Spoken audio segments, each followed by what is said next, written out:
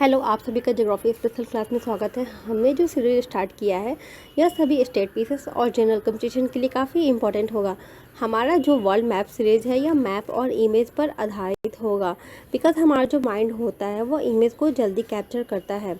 क्या आपने कभी सोचा है कि जिस समय दुनिया में एक जगह सूरज निकलता है वही दूसरी जगह वो डूब क्यों जाती है, या फिर एक साइड अर्थ की एक साइड डे होती है और दूसरी साइड नाइट क्यों होती है, या फिर अलग अलग देशों का अलग अलग टाइम क्यों होता है। आज का हमारा जो ये टॉपिक है इन सभी बातों को ये क्लियर करेगा। आज हम डिस्कस करेंगे ग्रीनविच मीन टाइम क्या होता है, इंटरनेशनल डेडलाइन क्या होती है और फिर टाइम को कैसे कैलकुलेट करते हैं। इंडियन स्टैंडर्ड टाइम इसे हम नेक्स्ट अगली वीडियो में देखेंगे। चलिए देखते हैं जीएमटी ये क्या होता है। जीएमटी पिछले क्लास में हमने प्राइम मेरिडियन ये क्या होती है इसके बारे में पढ़ा था।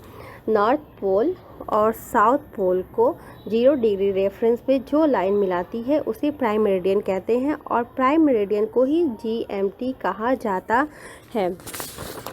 प्राइम मेरिडियन को ही जीएमटी कहा जाता है। ये बिल्कुल क्लियर हो गया। जीएमटी यह एक सोलर टाइम है जो 0 डिग्री लॉन्गिट्यूड पर पड़ता है। इस लाइन पे ये जो लाइन है जीएमटी की, ये जो लाइन है प्राइम मेरिडियन की जो लाइन है, इस लाइन पे जो जो कंट्री आएगा उस कंट्री का समय हमारा जीएमटी होगा, ना कि सारी वो कंट्री जो इससे क्रॉस करेगी। जीएमटी जिससे क्रॉस करेगी वो प्राइम मेरिडियन जिससे क्रॉस करेगी वो जीएमटी होगा, ना कि सारी कंट्री। ग्रीनविच कहाँ है? सबसे पहले हमारे माइंड में आएगा कि ग्रीनविच कहाँ है। यह वर्ल्ड हमने वर्ल्ड का मैप देखा है। वर्ल्ड का मैप हम नेक्स्ट वीडियो में अच्छे से डिस्कस करेंगे, मतलब आगे की वीडियो में वर्ल्ड के मैप और हर चीज़ के बारे में हम अच्छे से डिस्कस करेंगे। ये यूनाइटेड किंगडम के लंदन के साउथ ईस्ट में ये ग्रीनविच है। फिर ग्रीनविच टाइम को ही, ये जो ग्रीनविच टाइम है इसे ही प्राइम मेरिडियन क्यों कहा जाता है, इसे ही प्राइम मेरिडियन क्यों कहा जाता है।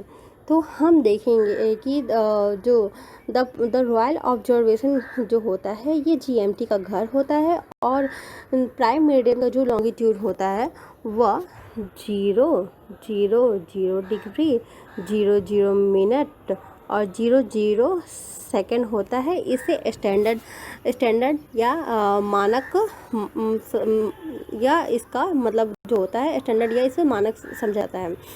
फिर ग्रीनविच मेरिडियन जो है इसे स्टैंडर्ड लाइन क्यों, ग्रीनविच जीएमटी को ही स्टैंडर्ड लाइन क्यों लेते हैं, पूरे वर्ल्ड का टाइम यही डिसाइड क्यों करता है, इसके बारे में हम देखेंगे कि 90 शताब्दी से पहले काफ़ी कंफ्यूजन चल रहा था कि ब्रिटेन हमारे कंट्री में ब्रिटेन का शासन था। हमारी कंट्री में ब्रिटेन का शासन था और ब्रिटेन ने ही 90 शताब्दी से पहले ट्रेन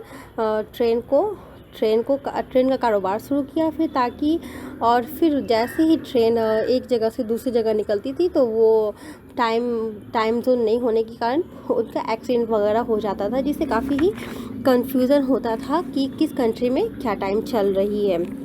तो इन काफ़ी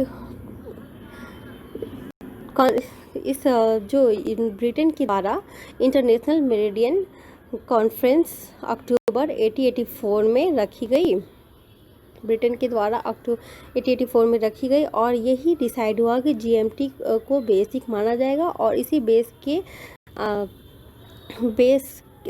पे सारे जगहों का टाइम डिसाइड होगा।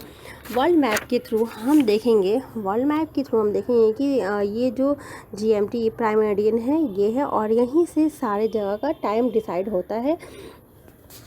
हम देखेंगे कि जीएमटी पे कौन कौन से कंट्री जो होती है इसे क्रॉस करती है। तो सबसे पहले हम देखेंगे कि जीएमटी को फ्रांस, स्पेन जो कि यूरोप में है, और अफ्रीका का अल्जीरिया, माली, बर्किना फासो जो कि ये इसे क्रॉस करती है, और साउथ पोल में एक अंटार्कटिका करके एक है ये इसे क्रॉस करती है, जीएमटी को क्रॉस करती है, जीएमटी और प्राइम मेरिडियन को क्रॉस करती है।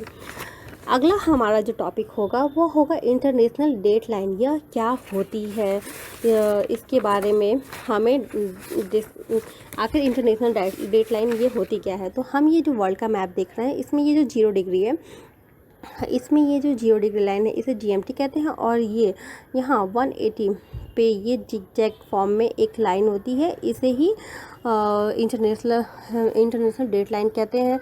ये आखिर कैसा होता है, इंटरनेशनल डेडलाइन कहते हैं। हम देखेंगे कि इंटरनेशनल डेडलाइन ये जिगजैग फॉर्म में, ये जिगजैग मतलब ये जो टेढ़ी मेरी लाइन है इसे हम जिगजैग फॉर्म कहते हैं। और कोई भी लॉन्गिट्यूड होता है वो जिगजैग फॉर्म में नहीं होता है, या इसलिए जिगजैग है। इंटरनेशनल डेडलाइन या जिगजैग है। जब कोई इसको क्रॉस करता है तो वहाँ की डेट चेंज करनी पड़ती है। छोटे छोटे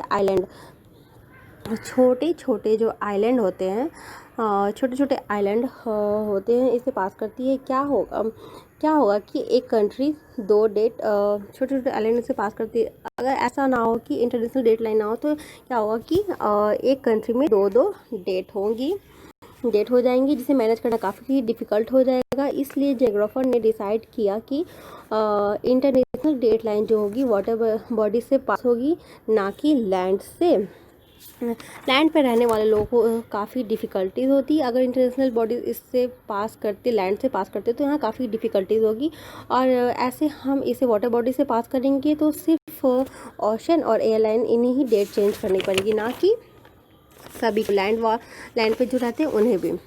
फिर हम देखते हैं कि हमारा जो अर्थ होता है, डेट की शुरुआत कैसे होती है, और वह इस अर्थ डेट की शुरुआत कैसे होती है। इस तरह से होती है कि अर्थ वेस्ट टू ईस्ट मूव करता है, वेस्ट टू ईस्ट मूव करती है, और सन के मूवमेंट से ऐसा लगता है हमें।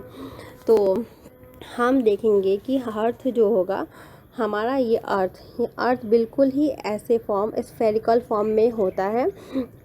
अर्थ जो पूरा एक रोटेट करेगी वो 360 डिग्री में मूव करेगी। इसका मतलब होता है कि 24 घंटे में, इसका मतलब ये होता है कि 24 घंटे में 360 डिग्री ये मूव करेगी।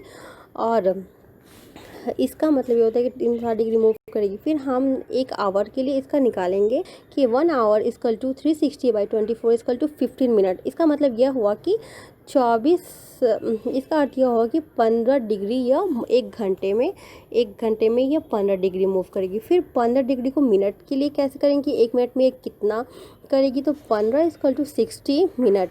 इसलिए क्योंकि 1 आवर में 60 मिनट होता है, 1 डिग्री में हम निकालेंगे ये कितना मिनट मूव करेगी।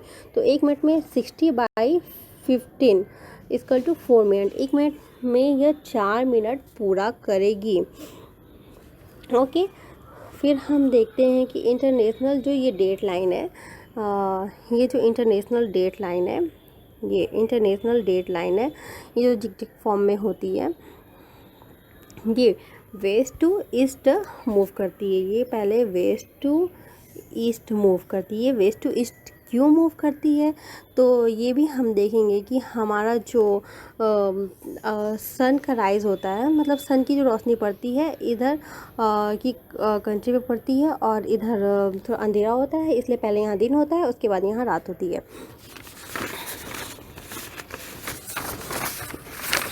फिर हम आगे आपसे डिस्कस करते हैं।